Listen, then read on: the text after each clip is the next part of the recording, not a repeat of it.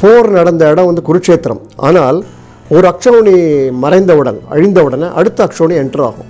அப்படி பார்த்தீங்கன்னா 43 லட்சம் பேர் வந்து பட்டாலியன் வந்து வரிசையாக நின்றுட்டுருக்காங்க ஒரு இடத்துலையா.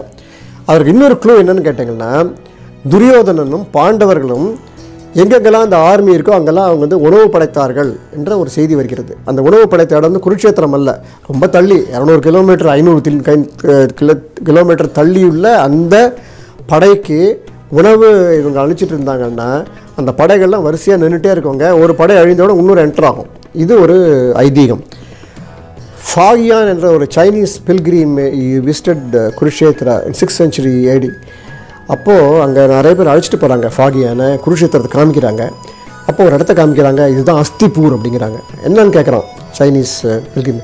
இங்கே தான் வந்து குருஷேத்திர போர் நடந்தது, அவருடைய போன்ஸ் எல்லாம் இங்கே தான் வச்சுருக்கோம், அதனால தான் அந்த அஸ்திபூர்னு. அஸ்தினா என்ன, போன்ஸை வந்து அதை நீங்கள் கிரிமேட் பண்ணோன்னு அது அஸ்திபூர் என்ற பெயர் அப்படின்னு சொல்லியிருக்கா. அதை வந்து ஃபாகியான் ரெக்கார்ட் பண்ணியிருக்கான் 6th century AD.